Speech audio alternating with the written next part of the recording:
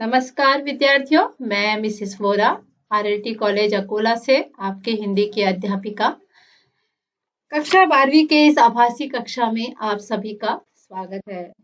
तो विद्यार्थियों, इसके पहले के वीडियो में हमने कैलाश सेंगर द्वारा लिखित गजल चुनिंदा शेर की प्रस्तावना पढ़ी थी। आज हम उनके गजलों को पढ़ने वाले हैं, उन गजलों में लिखी हुई बातों को समझने वाले हैं। तो कैलाश सेंगर के बारे में हम पहले ही पढ़ चुके हैं विद्यार्थियों। तो आइए अब मैं गजल को पढ़ती हूँ और उसका अर्थ बताती हूँ या बताने की कोशिश आपको करती हूँ। गजलों से खुशबू बिखराना हमको आता है, चट्टानों पर फूल खिलाना हमको आता है। विद्यार्थियों, कैलाश सेंगर द्वारा लिखित ये गजल है चुनिंदा शेर, अर्थात चुनिंदा का अर्थ होता है चुने हुए शेर। जो गजल में आए गए हैं या जो चुनिंदा शेर आपके लिए चुन कर लाए गए हैं, उन शेरों का या उन गजलों का अर्थ हम लोग यहाँ पर देखेंगे। गजलों से खुशबू बिखराना हमको आता है, चट्टानों पर फूल खिलाना हमको आता है। तो विद्यार्थियों देखियो, मैं इसका अर्थ बता रही हूँ। कैलाश जी का यह मानना है कि कवि अपने गजलों से, अपनी कविताओं से खुशबू फैलाने का कार्य भी करता है। अर्थात एक कवि जो है वो अपनी गजल से, अपनी कविताओं से लोगों में खुशबू फैलाने का कार्य करता है। वह अपने कार्यों से चट्टानों पर भी फूल खिला सकता है, अर्थात वैचारिक क्रांति भी वह ला सकता है। लोगों में क्रांति लाने का कार्य या लोगों के विचारों को बदलने का कार्य भी यह एक कवि कर सकता है, यह एक कवि करता है। अर्थात असंभव कार्य को भी संभव करके दिखा सकता है और क्रांति ला सकता है। तो ठीक है विद्यार्थियों, कैलाश जी का यह मानना है कि एक कवि जो है वो अपनी गजल से या अपनी कविताओं के माध्यम से असंभव कार्य को भी संभव कर देता है। ठीक, तो आइए विद्यार्थियों, अब हमें दूसरे गजल को पढ़ती हूँ या दूसरे शेर को पढ़ती हूँ। देखिए, परिंदों को शिकायत है कभी तो सुन मेरे मालिक, तेरे दानों में भी शायद लगा है घुन मेरे मालिक। तो देखिए विद्यार्थियों, यहाँ पर कवि कैलाश सेंगर कह रहे हैं कि परिंदे भी ईश्वर से शिकायत कर रहे हैं कि हे मालिक, कभी तो हमारी बातों को सुन लो। क्या कह रहे हैं? परिंदे ईश्वर से शिकायत कर रहे हैं कि हे मालिक, कभी तो हमारी बातों को भी तुम सुन लो।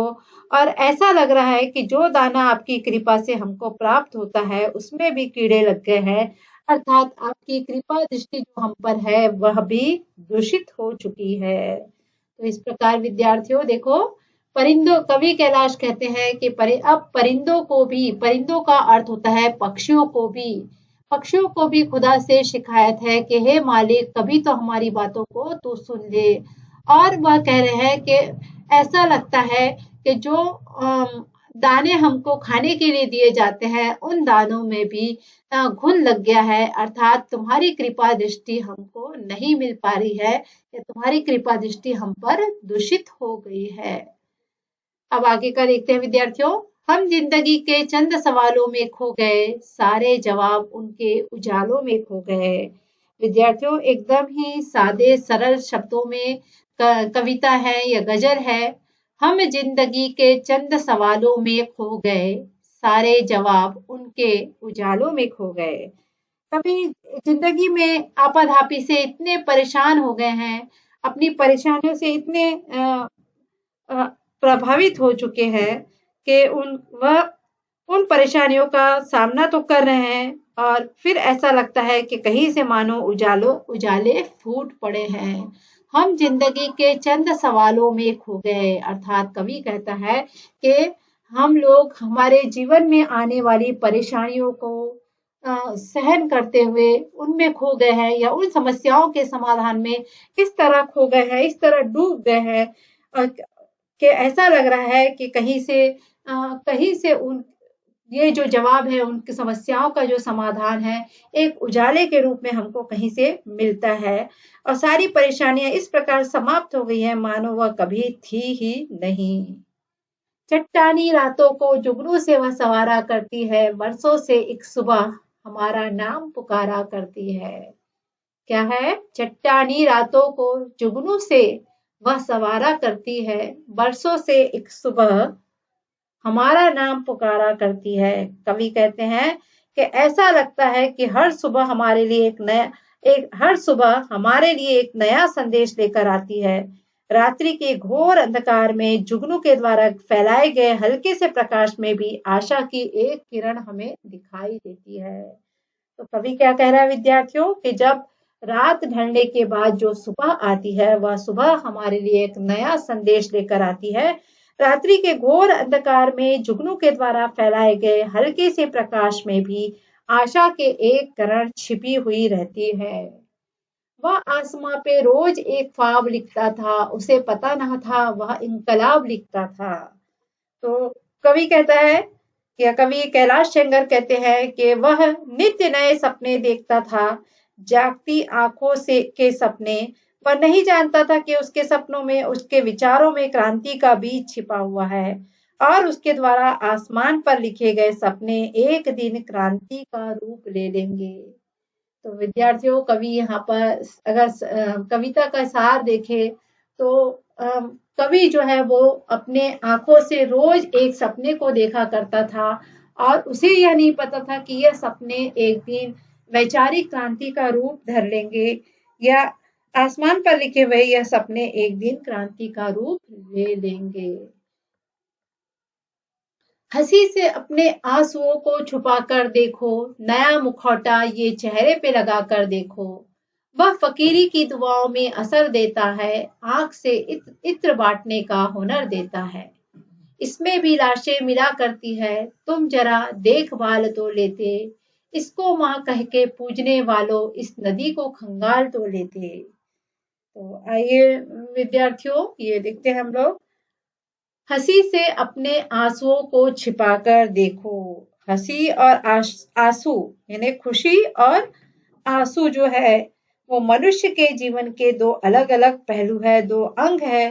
परंतु आज हर एक मनुष्य अपनी जीवन की विसंगतियों से इस कदर त्रस्त है कि वो यह नहीं चाहता कि कोई दूसरा उसके आंसुओं को देख सके या उसके आंसुओं से भीगे हुए चेहरे को देख सके। इसलिए अच्छा यही रहेगा कि वह अपने चेहरे पर एक मुखौटा लगाया जाए और अपने आंसुओं को हंसी से छिपा ले। तो हम सभी इस बात को जानते हैं कि हंसी और आंसू ये दोनों ही हमारे जीवन के एक अभिन्न अंग है। कभी जीवन हमें हंसी देती है तो कभी आंसुओं से भरे हुए क्षण हमें देती है। तो इन क्षणों को एक आम आदमी ये नहीं चाहता है कि वह अपने चेहरे को या अपनी आंसुओं को दूसरों को दिखाए, इसलिए वह एक मुखौटा लगा लेता है अपने चेहरे पर और आंसुओं को हंसी से छुपा लेता है। वह फकीरी की दुआओं में असर देता है, आंख से इत्र बांटने का हुनर देता है। कवि त्याग और तपस्या के महत्व पर प्रकाश डालते हुए कहते हैं कि ईश्वर फकीरों, साधुओं और समाज की भलाई की इच्छा रखने वाले लोगों को ऐसी शक्ति प्रदान करता है कि उनके मुख से निकले हुए आशीर्वाद सच होने लगते हैं। ऐसे लोगों की आंखें मानो करुणा और स्नेह बरसाती है। ऐसा लगता है वह फकीरी की दुआओं में अर्थात गरीबी की अवस्था में रहने वाले जो लोग हैं, जो फकीर है, जो साधु है, जो समाज की भलाई करने वाले संत हैं, उन लोगों को खुदा एक ऐसी शक्ति प्रदान करता है कि उनके मुख से जो निकले हुए आशीर्वाद भी जो है वह सच होने लगते हैं। ऐसे लोगों की आंखें मानो करुणा और स्नेह बरसाती रहती है। आइए आगे के पद देखते हम। इसमें भी लाशें मिला करती है, तुम जरा देखभाल तो लेते। इसको माँ कह के पूजने वालों इस नदी को खंगाल तो लेते। कवि कहते हैं कि हमारी संस्कृति में नदी को माता के रूप में पूजा जाता है।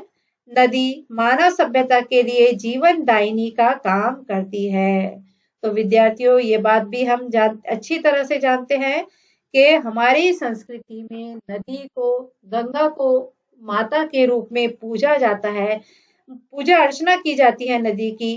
नदी मानव सभ्यता के लिए जीवन दायिनी का काम करती है, अर्थात पानी देने का या पेयजल देने का कार्य जो है वो नदी करती है। इस प्रकार वह जीवन दायिनी देने वाली है।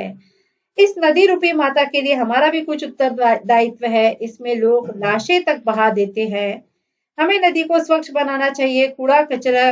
कूड़ा कचरा रसायन आदि नदी में नहीं डालने चाहिए। इसको माँ कह के पूजने वाले अर्थात नदी को माता कहकर पूजने वाले लोग इस नदी के अंदर लाशें भी डाल देते हैं और कचरा डाल देते हैं, रसायन डाल देते हैं। तो हमें इन नदी की साफ सफाई की ओर भी हमें ध्यान देना चाहिए। इस प्रकार कवि जो है एक बहुत ही अच्छा मैसेज हम तक पहुंचा रहा है।